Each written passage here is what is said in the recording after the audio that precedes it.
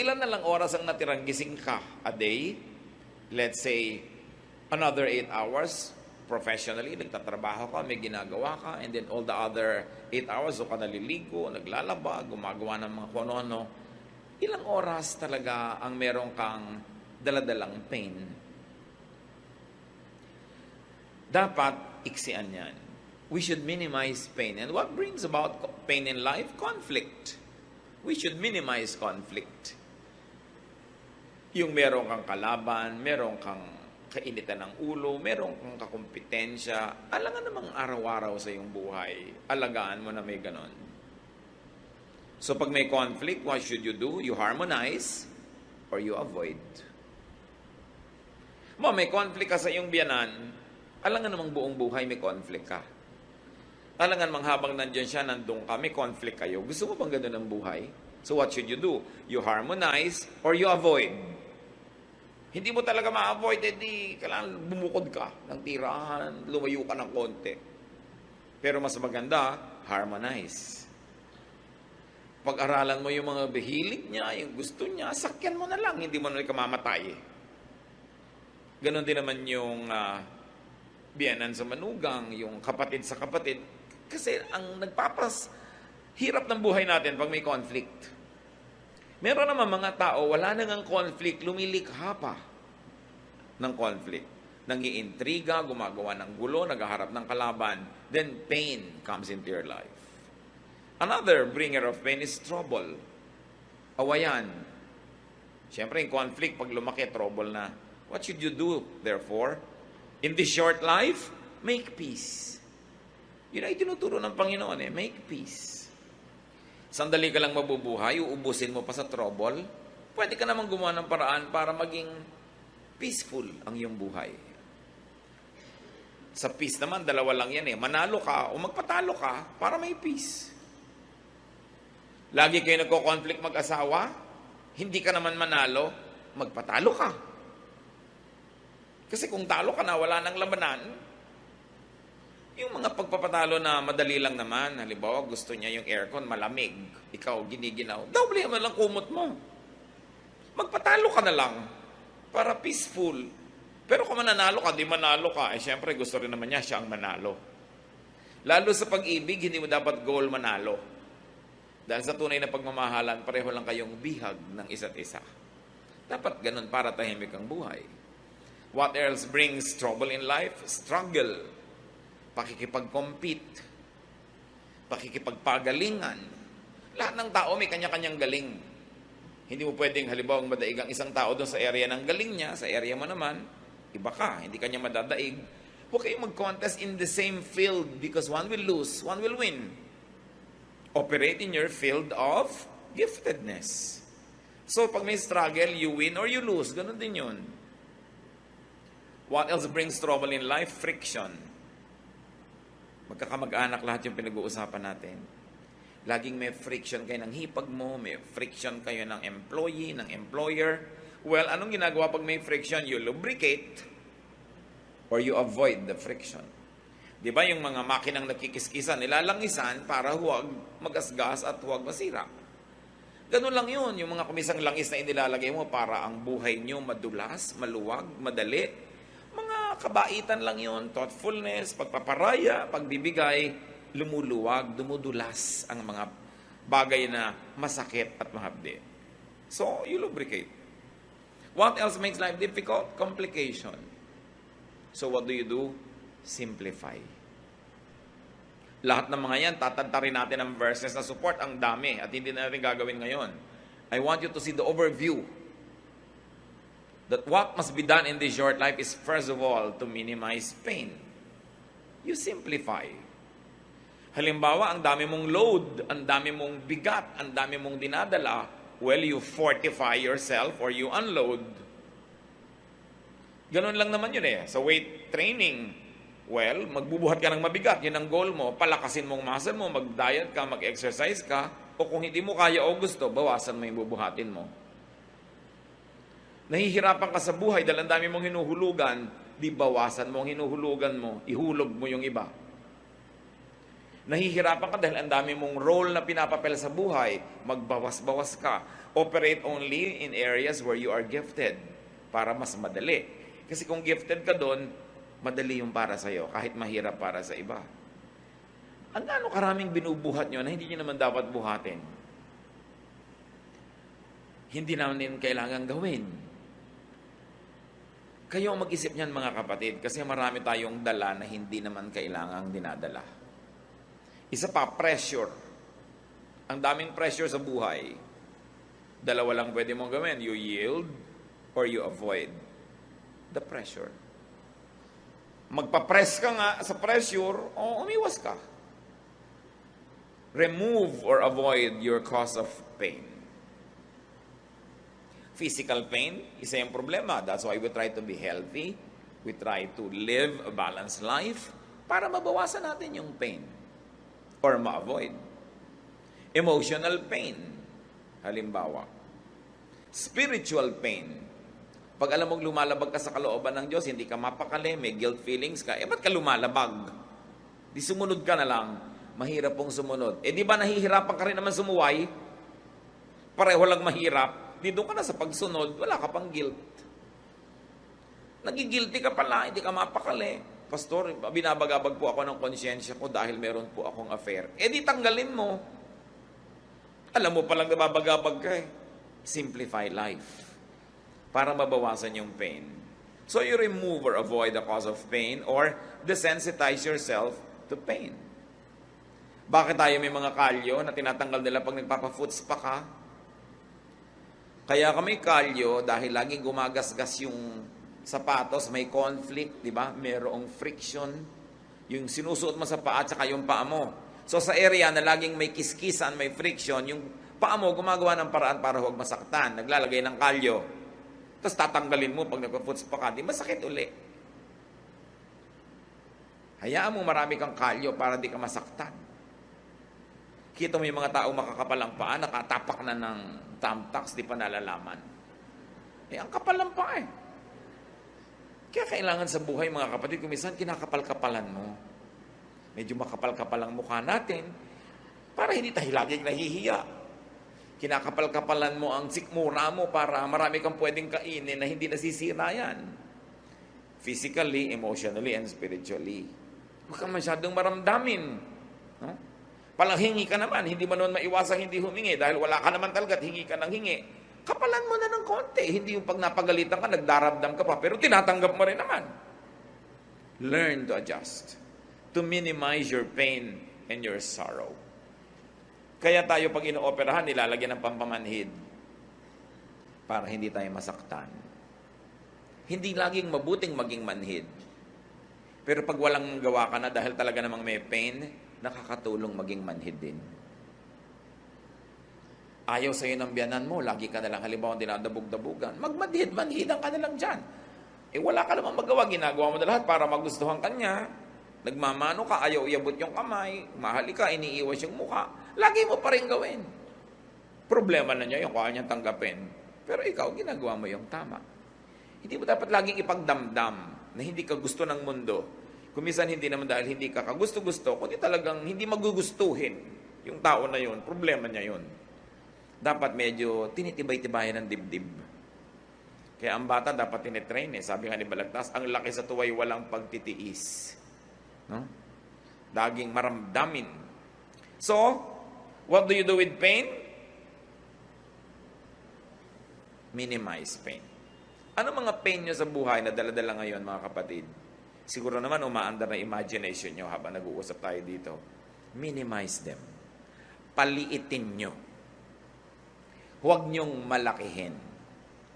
Kasi kung minsan iniisip mo palang yung problema, minamalaki mo na. Iniisip mo palang, imagination mo palang na hindi ka gusto, minamalaki mo na. Naman problema ka tuloy. So it's all in your mind. You've got to do something. Now, what to do in this short life? If you're going to minimize pain, meron ka naman dapat i-maximize pleasure and happiness. Yan naman ang palakihin mo. Paliitin mo yung mga masakit at palakihin mo yung masarap. Yung nakakapagpasaya, yung nagbibigay sa'yo ng kasiyahan. Ecclesiastes 5:18-19, this is what I have observed to be good. It is appropriate for a person to eat, to drink, and to find satisfaction in their toilsome labor under the sun during the few days of life God has given them. For this is their lot. Moreover, when God gives someone wealth and possessions and the ability to enjoy them, to accept their lot and be happy in their toil. This is a gift of God. Sa inyo, may makakain ka, kainin mo ng buong saya. Meron kang masarap na inumin, inumin mo. Meron kang ginagawa, enjoyin mo ang bunga nun. Hindi trabaho ka lang ng trabaho, tapos tipid ng tipid ng tipid ng tipid. Kailangan enjoyin mo yung bunga ng iyong trabaho. At meron pang isa, dahil ka naman laging dapat magtrabaho, enjoyin mo yung trabaho mo. Paano naman po ako mag-enjoy? Ako'y taga-abot ng ticket sa toll gate, humaba na nga po yung kanang kamay ko. O yung kaliwa. O di enjoyin mo. Yun ang ipang-abot mo ng mga prutas. Dahil humaba ang kaliwa mo, kaabot mo ng ticket. Sabi ko, mag-resign ka, huwag ka magtrabaho dyan. Hindi po pwede. Yung pala, hindi naman pwede. Di enjoyin mo. Marami kasing bagay, mga kapatid. Kung ayaw nyo, tanggalin nyo sa buhay nyo. Hindi nyo kayang tanggalin. Tapos reklamo kayo ng reklamo, pero nandun din ang dapat nyong gawin. Tanggapin nyo siya. Turuan nyo ang sarili nyong enjoyin yon. Get what you like. But because you cannot always get what you like, what do? You learn to like what you get. Lalo sa pag-aasawa. Di ba? You get what you like, or you like what you get. Pero hindi pwedeng ayan na yan, laging nandyan, tapos tinatanggihan pa rin ang kalooban mo, pero nandun din. Malilito ka lang, magdadalawang loob, maguguluhan. Enjoy what is there. Huwag laging nagigilty pag nag-e-enjoy sa buhay, lalo't pinaghirapan nyo. Yung mga iba, maghirap ang bansa natin, bakit bumibili ka pa ng ganyan? Naghirap naman ako, bakit ba? Hindi ko na pepremyohan. At sa lagay, kung naghihirap yung bansa, lagi na lang din ako maghihirap. Laging ganun yung mga policy natin Mahirap ang bansa. Pwede naman ako mag-enjoy. Ba't ko idadama yung sarili ko sa hirap? Hanggang gumagawa ako ng mabuti, tumutulong ako sa kanila, ginagawa ko tungkulin ko, masama ba mag-enjoy? Dapat, nag-enjoy ka. Yung pa mga iba, ang dami-dami mga kapatid, ang hihirap nila, tapos ikaw at ang mga anak mo, ang sarap ng buhay nyo. Anong gusto mong gawin ko? Itapong ko to, ibigay ko lahat sa kanila. Ibinibigay sa akin ng Diyos. Ang mahalaga lang, nag-share ka. Isa madalas pangyayari sa atin ng mga kapatid Pagka ikaw ay medyo umangat sa buhay, tapos ang dami mga kamag-anak na ubod ng hirap, pinapagilty ka ng ibang kamag-anak mo. Binigay sa'yo ng Diyos. It's your lot. Enjoy it. Just don't forget to share. Kailangan hindi puro guilt. Find pleasure at work. That is important. Meron pa ako minsan, abroad, isang OFW, kumakain kaming ganyan, ng masarap na pagkain sa isang magandang restaurant, biglang tumigil at tumagulgol. Bakit ka umiyak? Ang sarap-sarap po na kinakain natin dito, tapos yung mga kamag-anak ko po sa Pilipinas, walang makakain. Ipadala mo dun yan. Gusto mo? Sabi ko. O tumigil kang kumain, dun ka. Dahil nawawala kami ng gana. Alam niya naman ako sa kaprangkahan, sinasabi ko talaga yun. O, gusto mo lumabas? Hindi po. Gusto mo ipadala? Hindi po. Di kainin mo! Kaharap mo na yung pagkain, drama ka pa ng drama dyan. Sa palagay mo ba, kung hindi ka kumain ngayon, mabubusog sila doon? Binibigyan ka, enjoy it. Just don't forget to be good and to share. Yan lang lagi ang pang-balance noon. Nagtatrabaho ka naman, naghihirap ka. At sa lagay, papatayin mo yung sarili mo dahil lang may mga taong nagugutom. Kailangan marunong ka nun kasi ang Diyos, binibigyan ka ng grasya. Pag binigyan ka, gusto niya enjoyin mo Ikinatutuwa yan ng Diyos. Sabi sa Ecclesiastes 5:18, to find satisfaction in their toilsome labor. This is what people should do. How else do you maximize pleasure and happiness? Do what is pleasurable as long as you know na hindi ka napapasama. Hindi ka gumagawa ng masama, hindi ka nalalayo sa Diyos, nagpapasarap sa buhay mo, do it. Ba't ba tayo pinahiram ng Diyos ng katawan? Para parusahan? No. Espiritu tayo, pinahiram tayo ng katawan, suot mo lang yan sandali, tapos tatanggalin na uli yan, kaya habang suot mo yan, dapat ma-enjoy mo yung ine-enjoy ng katawan. Hindi kalaban ng espiritualidad, hindi kalaban ng pagiging makadiyos ang katawan. Diyos ang nagbigay ng katawan. So binigyan ka ng mata para makakita. Di tumingin ka ng magagandang bagay, basta't hindi mo ninanakaw. Binigyan ka ng dila para tumikim ng masasarap na lasa, pasarapin mo. Yung iba, dapat ikulong o kaya barilin sa luneta. Kasi gumagawa sila ng krimen. Alam nyo anong krimen? Hindi sila masarap magluto. Hindi sila magandang maghain. They are not doing justice to food. Tao number 1, binigyan mo ng bawang, sibuyas, kamatis, naggisa ang sarap. Tao number 2, bawang, sibuyas, kamatis, the same thing, walang kalatoy-latoy. Hindi ba dapat barilin? Gusto mo sabihin, anong ginawa mo sa bawang at sibuyas at kamatis? Hindi mo napasarap. Pareho lang ba't yung isang tao gano'n ang ginagawa niya? Alam nyo, napakalaking pananagutan na sarapan ng luto. Hindi kung ano na lang, kasi gift yan ng Diyos. At alam nyo kung bakit dapat? Kasi yung pinapakain mo, hindi ka naman sure na laging may gana. Kung minsan nagkakasakit yun, hindi na makakain, nakaswero na lang. Tapos hindi na nakatikim ng masarap na pagkain. Laging tuwing gagawa ka ng leche plan, parang pudding. Di ba? Magpapakain ka na lamang ng ube, kamote pa. Ba't ba pinipake mo pa? Mahal din naman yung kamote. Yung hindi gumagawa ng good justice to food. Maghahain ka, gulo-gulo. May 3 tuyo nagka-cross-cross doon sa table. Di ilinya mo sila, lagyan mo ng konting kamatis, konting bulaklak. Sumasaya yung buhay. Dapat pinapasaya mo. Sasabihin pa ng ibang kamag-anak, ang arte-arte mo naman. Kung gusto mo pa, magandang baso. Hindi nila naintindihan ang ibig nila sabihin nun. Dahil ang Diyos maarte. Pag tinignan niyo yung hinihingi niya mga kurtina sa templo, mga furniture, gusto niya maganda. Because God is God of beauty. So you beautify your table. You make your food delicious and nice. Pinagtitimpla-timpla mo yung kinakain mo, gagastosan mo rin lang eh. You should do what is pleasurable. Find pleasure in what must be done instead of it being just a chore. So you maximize pleasure and happiness. And we go to the third point in what we should do in this short life. Do good. Maiksi lang ang panahon. Sandali ka lang pwedeng gumawa ng mabuti.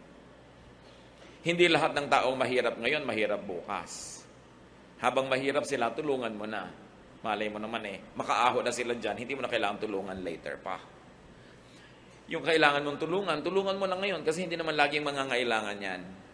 Sabi na nga nila, people need help in the beginning and at the end. So sa simula, tutulungan mo. Doing good gives mystical pleasure. May saya na hindi maintindihan ang taong nagbibigay ng bukal sa loob. Ito ang saya na hindi mararanasan ng mararamot. Hindi nila alam yung saya. Na mayroong bahagi ng iyong kaluluwang nakikiliti ng pagbibigay. At yung hindi marunong magbigay, hindi alam yung kiliti na yun. Hindi nila yung nararanasan. Doing good pleases God who can bless you. Lahat ng blessing na darating sa buhay mo, sa Diyos lang naman pwede manggaling. Pag nagbibigay ka at mabuti ka sa kapwa, natutuwa sa iyo Diyos, di siya magbe-bless sa iyo. Kaya masarap gumawa ng mabuti. And doing good pleases the spirit and the conscience. Kung minsan, meron sa ating nagdadamot-damutan, hindi naman talaga maramot. Anong ibig ko sabihin? Tinitikis yung pangangailangan ng kapwa, pero matapos nyo naman tikisin, nagigilty kayo, masama rin ang loob nyo, hindi kayo talaga maramot. Kasi yung talagang maramot, wala namang mararamdaman yun. Pag may nararamdaman kayong ganun mga kapatid, huwag niyong tikisin yung kabutihan ng loob nyo. Sundin nyo. Gumawa kayo ng mabuti. Kayo rin ang sasaya. Matutuwa pa ang Diyos, nakatulong pa kayo sa kapwa. And doing good gives you a savings feeling. Pag may ginawa ka ng mabuti, ang pakiramdam mo, para ka nagdeposito sa bangko. Pero pag kaya mong gawin, di mo ginawa, ang feeling mo parang may darating na parusa sa'yo. Bakit ka mabubuhay na may ganung feeling na negative? Pwede ka namang mabuhay na positive yung feeling na meron kang dineposit. At ang totoo nun, may dineposit ka talaga. Meron pang isang maganda. Dahil alam nating lahat tayo ay haharap sa Diyos, doing good makes facing God an anticipated pleasure. Pagtadtad ng kabutihan ng buhay mo, hindi ka natatakot humarap sa Diyos. Excited ka pa nga dahil may awarding ceremony. Dahil alam nating marunong maggantimpala ang Diyos. Ngayon, pag hindi ka gumagawa ng dapat mong gawing mabuti, halos natatakot kang humarap sa Diyos. Kaya lalang nagiging doble ang takot sa kamatayan. Dahil may paghuhukom. Matthew 16:27, the Son of Man will soon come in the glory of His Father and with His angels to reward all people for what they have done. Ang gantimpala ng Diyos ay para sa ating ginawa. So dapat gumagawa ka ng mabuti. Naglilingkod ka sa kapwa. Naglilingkod ka sa kaharian ng Diyos. Dahil alam mong walang sayang. May gantimpala. Sasandali ang oras natin para mag-ipon ng mga kayamanan sa langit. Huwag tayong magsasayang ng panahon. Dapat araw-araw, linggo-linggo, buwan-buwan, taon-taon, merong nadagdag tayong kayamanan doon sa langit. Revelation 20:12, I also saw all the dead people standing in front of that throne. Every one of them was there, no matter who they had once been. Several books were opened, and then the book of life was opened. The dead were judged by what those books said they had done.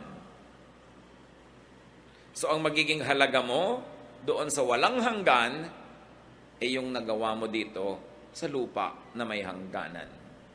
May limitasyon, may bilang, konti lang ang panahon.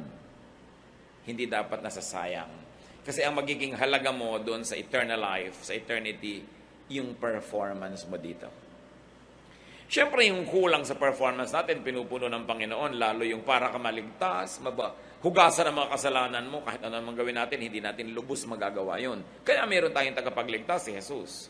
Pag tinanggap mo siya sa iyong buhay, yung kulang sa iyo, ilalagay niya para ka mapuno, maligtas. Pero kaligtasan ang sinasagot ni Jesus, hindi service, hindi ministry. Ikaw ang gagawa nun. Believing in the Lord Jesus Christ and accepting Him into your life saves you. But after salvation, after you have accepted Jesus as Savior, then you have to follow Him as Lord. That means, susunod ka, maglilingkod ka. Bawat araw na ipinahihiram, binibigyan tayo ng pagkakataong mag-impok ng kayamanan sa langit. Dapat, hindi nasasayang. At habang gumagawa tayo ng mabuti, yung iba naman may nalilimutan. Kaya paalalahanan natin, do not forget to do and do not neglect doing good to yourself. Kasali ka, kapatid, sa gagawan mo rin ng mabuti. Yung iba ang buti-buting anak, ibinigay na lahat sa magulang. Ang buti-buting kapatid, ibinigay lahat sa kapatid. Pero pag tiningnan mo siya, mukha siyang naghihingalong tipaklong kasi hindi siya kumakain ng masarap, hindi siya nagbibihis ng maganda, wala na siyang fun, wala siyang pasyal. Hindi yun. Dahil ang sabi sa Mark 12:31, love others as much as you love yourself. So what is the presumption here? That you love yourself. And it's not bad. God likes you to love yourself. Because you are not your own. You are God's. You were bought at a price. So, you are God's property, and you must love all of God's properties, including yourself. Yung iba, minamasama nila pag mahal mo ang iyong sarili. Hindi. Ang sabi ni Lord, mahalin mo ang kapwa mo, gaya rin ang pagmamahal mo sa sarili mo. In other words, okay lang sa Diyos as gusto niyang mahalin mo ang sarili mo. Kaya lang, mahalin mo rin yung iba. Tulad ng pagmamahal mo sa sarili mo, hindi sarili mo lang. Yun ang point. Hindi sinasabi sa ating, huwag mong mahalin ang sarili mo at iba lang. Sabi niya, mahalin mo sila gaya ng pagmamahal mo sa sarili mo. Dahil nakakatiyak ang Panginoon na kung susundin natin yon, mabuti tayong magmamahal ng kapwa. Dahil mabuti naman tayong magmahal ng sarili. So malaking crime na to love yourself. Because when you don't love yourself, you have no love in you, and you cannot give what you do not have. Love others, but love yourself also. Isa pa pong kinakatakutan lagi ng mga tao, anong mangyayari kaya kinabukasan? Anong mangyayari sa future? Marami yan, mahilig magtanong. Naku, pastor, malapit na yata mag-unaw ang mundo, bumabaha na po sa ano. Luma na yan, mas malaki yung baha ni Noah. Wala nang tatalo pa doon. Hindi bago yung baha-baha na yan. Bakit po ganyan? Parang naiiba ang klima.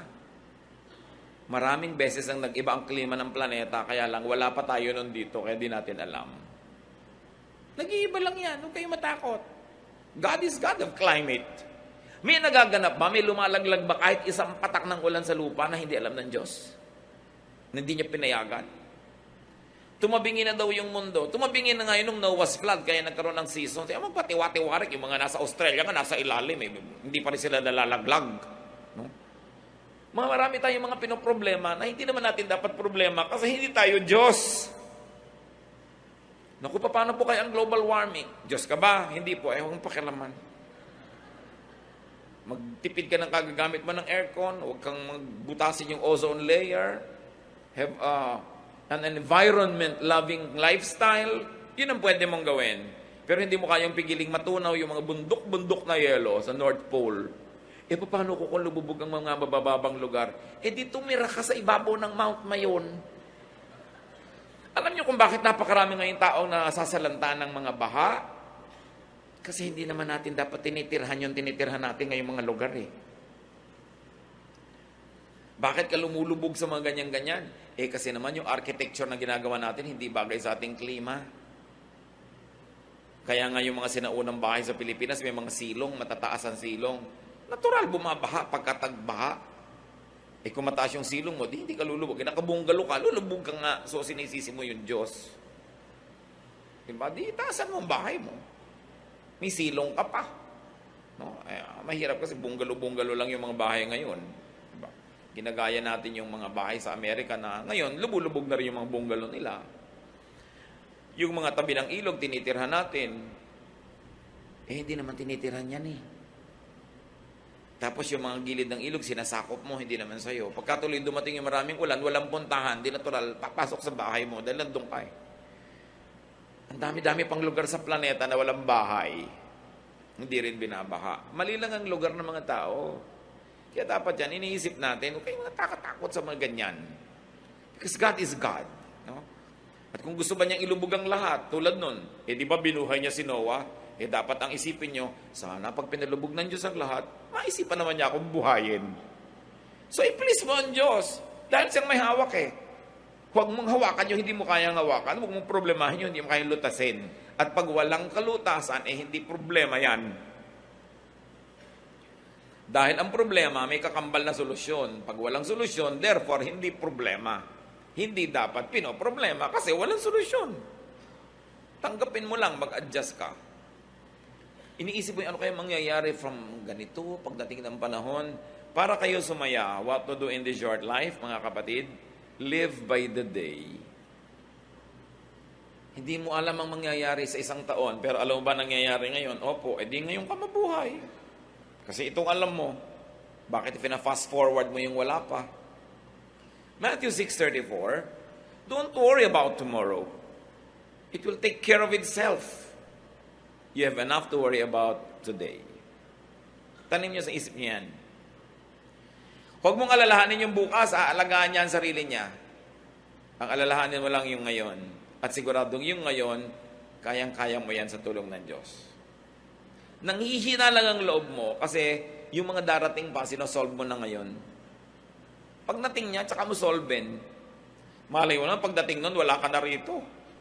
Tapos pinoblema mo pa, doble lugi mo.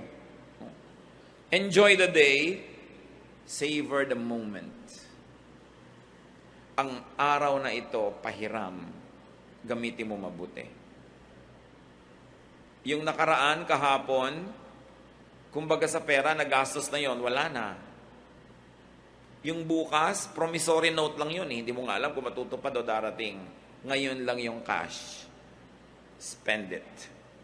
Enjoy it. Huwag mo rin sobrang isave kasi yung gastos mo bukas, bibigyan ng Diyos ng panibagong budget. Binadgetan ka ngayon, di mo ginastos. Nilaan mo bukas. Bukas may iba na naman budget yun Because the blessing of the Lord is new every morning. It's new, hindi siya kulang. Kung minsan, you're playing too safe, so para ka rin magtipid, hindi ka na nag-enjoy. Although, magbuti naman nagsisave ka kahit paano. Kaya dapat binabalance mga kapatid. Dapat alam mo rin how to enjoy the day. Kasi ang araw na ito, pag hindi nyo na-enjoy, hindi na ito babalik kahit anong gawin nyo. Tapos na to. So habang narito, lasapin. Bukas, may panibagong grasya. Bukas, nandun pa rin ang Diyos. Napakaganda ng inilaan ng Panginoon para sa atin. Sabi, no eye has seen, no ear has heard, no mind has conceived what God has prepared for those who love Him. Ibig sabihin, papaganda ng papaganda yan, hindi papangit. Huwag kasyadong magpatakot sa mga nananakot lagi. No? Ang mahalaga, please God. Trust God. Enjoy the moment. Do good. And another thing, brothers and sisters, don't always hurry. Huwag kayong lagi nagmamadali. Pag lagi ka kasi nagmamadali, nakakalimutan mo nang lasapin yung ganda ng ngayon eh. Okay, natapos mo nga lahat ng gagawin mo. Mauubusan ka ba naman ng gagawin? Di ba? Hindi naman.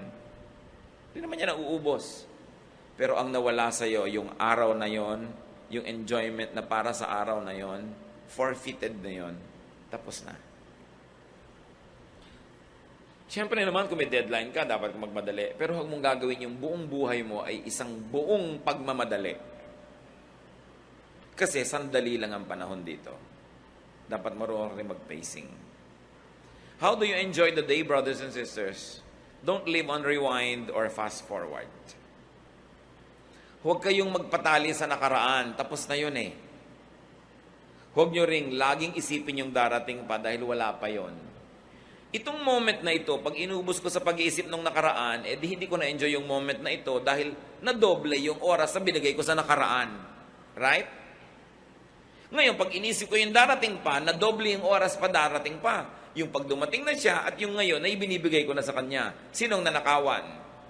Yung ngayon. Do not give to yesterday, do not give to tomorrow by stealing from today. Because today is all you have. Kailangan yon malasap. Most worry and pain comes from regret about the past and fear about the future. Both things will never help you. Matthew 6:27, can any one of you, by worrying, add a single hour to your life? The obvious answer is no. Ang Panginoong Hesus ang nagsasabi nito, sa palagay nyo ba naman, kahit anong gawin yung pag-aalala, kaya nyo yung duktungan, isang oras ang buhay nyo? No, you cannot.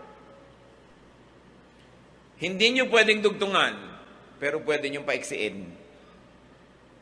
Pwede nyo bawasan, mahaba man. Kung sa hinaba-haba-haba nun, wala ka namang nalasap na gustong malasap ng Diyos. Gusto ng Diyos na malasap mo. Philippians 3:13, sabi ni Paul, kaya ako, I forget what is behind and I struggle for what is ahead. Yung tapos na, tinatapos ko na yan. Nililimot ko na yan. So, what do you do? How do you minimize pain and how do you maximize pleasure in life? Forgive. Paulit-ulit tayo kasi ito ang pinakapaulit-ulit na tema ng Biblia. Forgive. Minsan ka nang nasaktan ng tao na yon, tuwing inaalala mo yon, nasasaktan ka uli. So minsan lang yung sinaksak yung puso mo, pero tuwing ginugunita mo yon ng may sakit, hinanakit, galit, ikaw na sumasaksak sa puso mo nun, pinapaulit-ulit mo na. Magtataka ngayon ng Diyos, ba't ang daming peklat ng puso mo? Sinaksak po ako ni Gano nung April 2, 1979. Ba't ang daming sugat? Pagkatapos po nun, sinaksak ko ulit sa sarili ko, paulit-ulit, dahil inaalala ko siya. Ano sasabihin sa'yo ng Diyos? Ba't mo ginawa? Kasalanan mo yan. Minsan ka na palang nasaksak, dapat limutin mo na para hindi ka na masaksak ulit. Pero pag lagi mong inaalala, ikaw na nagpapahirap sa buhay mo nun. Kaya ang itinuturo ng Panginoon, forgive. Why forgive? Kasi hindi mo na pwedeng ibalik yung panahon. Nangyari na eh. Magpatiwati-wari ka man dyan, hindi na maibabalik. So magpatawad ka, para yung natitira pang oras sa buhay mo, huwag madamay dun sa nasira na noong nakaraan. Lumalaki yung sira abang di ka nagpapatawad. And while it is difficult to forgive, also try to forget. Gaano karami mga nariyan, may mga hinanakit kayo sa magulang nyo, hanggang ngayon nandiyan sa puso nyo. Dahil napakaraming nabasag na palayok sa mukha nyo yung nanay nyo. Di ba? Dahil may initin ng ulo, sa inyo galit na galit. Pero yung iba nyong kapatid, hinihimas-himas pa niya yung mukha. May ganun di ba? Okay, unkind sa iyo yung magulang mo noon. Nung pa yun, tapos na. Habang inaalala mo ngayon, ikaw na yung unkind sa sarili mo. Dapat mo malaman ikaw na gumagawa niyan dahil hindi na nila uulit. Nasaan ba yung magulang mo noon na hinahataw ka ng palayok? Patay na po. Ba't ang dami pa rin pasa? Hinahataw-hataw ko po sarili ko Naala-alala ko. Di, sino may kasalanan? Ikaw. Tandaan niyo mga kapatid ano man yung atraso sa inyo ng mundo, ng taong ito, hindi na yun matatanggal kasi tapos na. Ang pwede nyo nalang gawin, huwag nyo nang i-replay, Kayo pag nakakita ng pangit na eksena sa pelikula, gusto nyo replay, rewind. Di ba ayaw nyo? Ba't nyo nire-replay yung mga sama nyo ng loob, mga galit, mga hinanakit? Tama na. Kasi self-torture yan. Sabi ni Paul, I forget what is behind. If you cannot forget it because you're godly, at least forget it because you're wise. Because you are the beneficiary when you forgive and forget. Lalo't namatay na, huhukayin nyo pa ba sa lupa, gaganti pa kayo? Wala na At kahit gumanti pa kayo, hindi na rin maibabalik yung natanggal sa inyo, yung nasaktan sa inyo. So, ang pinakamaganda na lang gawin dyan, ilibaon nyo na, kalimutan nyo na, and travel on as best as you can. Marami pang natirang pagpapala ang Diyos. Ngayon, nabubulag tayo, hindi natin nakikita yung pagpapala kasi lagi nating nililingon yung dating mga pait at dusa at hirap ng buhay natin. Nadadaya tayo.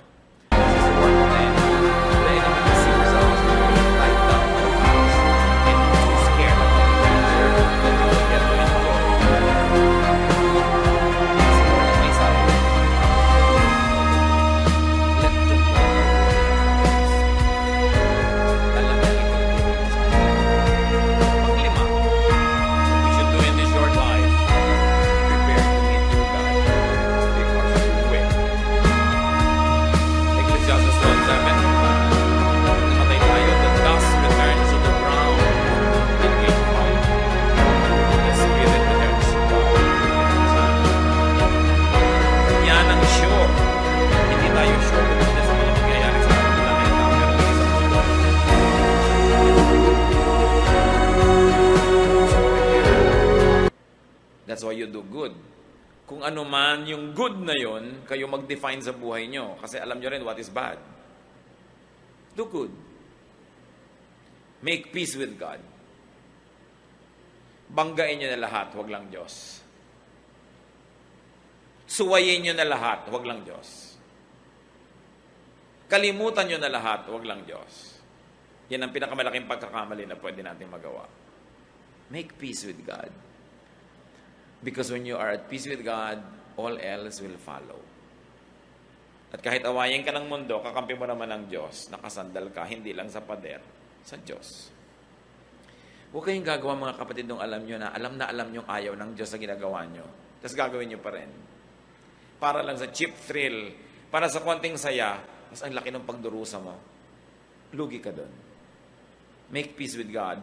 Because when you're at peace with God, you're at peace with yourself. So pag may ginagawa tayo, araw-araw mga kapatid, maliit man o malaki, itanong nyo yung 5 nating mga issues about what to do in this short life. Itanong mo, will this minimize pain? Naiinis ako sa biyanan ko. Uubusan ko siya ng ulam. No? Titirahan ko ng mga kalansay ng isda. Ang isda pa naman dulong. Pero mahirap yatang hinainan nyo para itira mo na lang ang tinik. So itatanong mo, will this minimize my pain or will this increase it? May kalaban ako lalo ko siyang sasaktan. Ang tanong, will this minimize the pain? O lalo lang siya magagalit sa akin, gaganti, hindi na ito matatapos? Lagi nyo itanong yan, will this minimize my pain? Manonood ako ng malungkot na drama at pelikula, itatanong dyan, will this minimize my pain? Or will this increase it? Alam nyo na ang dapat gawin. Then you also ask, will this maximize pleasure? Magluluto ako, sasarapan ko pa ba to? Will this maximize pleasure? Then sarapan. Meron akong gagawin, will this maximize pleasure? Tamad akong mamalansya, pero lahat na lang na humaharap sa akin, halos itago ko yung sarili ko dahil para akong hinugot mula sa kung saang maliit na lungga. Plansyahin mo na lang kasi it will maximize your pleasure in showing yourself to people. Diba? Yung itatanong mo, paano ko ba mapapadagdag yung sarap at ganda?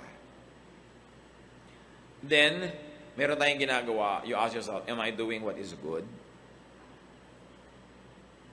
Tapos, nag-aalala ka na naman, may naalala kang kahapon, bukas you ask yourself, teka, am I living by the day? Ine-enjoy ko ba ang araw na ito? O ginagawa ko ba yung mabuting tungkulin ko sa araw na ito? O nalilibang na naman ako at nadadaya ako at kung saan-saan nakakarating aking isip? At pag may ginagawa pa tayo mga kapatid, itong huli nyo itanong, will this prepare me to meet God? Lalo ko bang ikatutuwa? Nahaharap ako sa Diyos o iiwasan ko yung mga panahon na yun? What causes pain in your life? Konti lang pong pain sa buhay ang hindi natin pwedeng iwasan. Marami nga dyan, self-inflicted. Isipin natin lahat yun. Sabi sa Desiderata, strive to be happy. Pagsikapan mong sumaya. Pinagsisikapan yan, pinagtatrabahuhan yan, hindi yan nangyayaring natural lang. Sinasadya para ka sumaya.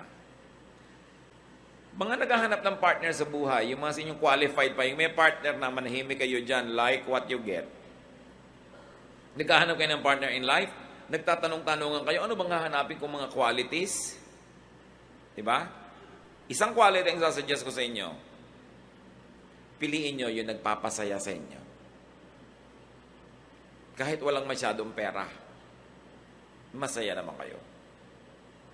Nadibubulag yung iba sa pera, pero kung hindi ka naman masaya, ayaw mo ng ugali niya. Para siyang bato pagkatabi mo. Diba?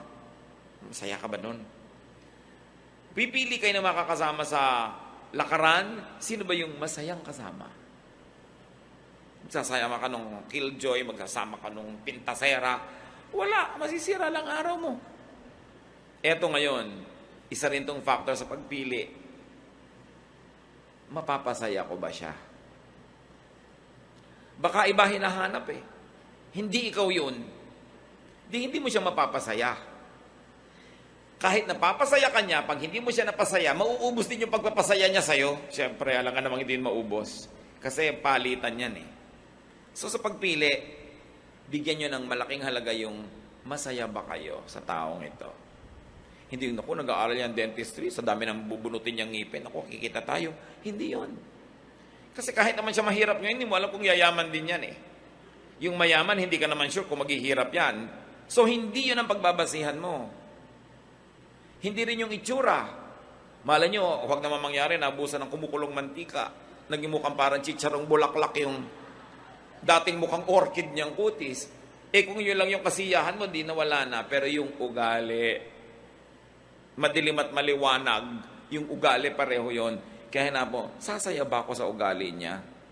At kung ngayon pa lang, meron kayong boyfriend, girlfriend, hindi naman kayo masaya sa ugali, at mukha namang walang senyales na magbabago ito, eh mag-isip-isip kayo. Alangan namang ubusin nyo ang isang buhay na ang kasama nyo, hindi kayo masaya. Iniisip yon. Sino ang magandang kasama? At maganda ba kayong kasama? Masaya ba kayong kasama? Alam nyo, dalawang bagay ang mahalaga sa buhay. Tanggalin natin yung mga religious kung ano-anong baggage. Dalawa. Dapat, masaya. Diba? At dapat magaan. Pag masaya kayo, magaan ang loob nyo, kahit daganan kayo ng bundok-bundok na problema, you will survive. At yun, nasa ugali. Tiyakin din natin yung ugali natin, ini-improve natin na tayo'y magaan kasama at masayang kasama. It is a ministry. Sa palagay nyo, ang Panginoong Jesus, bakit ang mga makasalanan, yung mga kung sino ang hilig sa kanyang sumama? Kasi kahit hindi siya nagko-compromise, kahit yung tama, laging tama, mali, laging mali, pero magaan siya magdala. Hindi siya nakakasakal. Masarap siyang kasama. That's why he was a friend of sinners. Dapat gano'n din ang ating policy. Kano karami pang araw, oras, linggo natitira sa atin mga kapatid na ipapahiram ng Diyos? Kung may nasayang na tayong marami nun, tigilan na natin yon. Let's maximize our happiness. Let's maximize the happiness of people around us. Maging agent of peace and happiness tayo. And let's minimize our sorrows. Ama namin, turuan mo kami maging marunong. Ma-identify namin yung nagpapalungkot na pwede naming alisin, nagpapahirap na pwedeng bawasan o buong-buong bunutin sa buhay namin. Malaman namin kung ano yung mga nagpapasaya, nagpapagaan, yun ang aming paramihin pa. Turuan mo kaming laging gumawa ng mabuti, makipagkasundo sa iyo at maging handa sa pagharap namin sa inyo. Magbulay-bulay tayo mga kapatid sa ilang saglit ng katahimikan. Ang gusto ng Panginoon sa atin isang buhay na maginhawa, masaya at tahimik.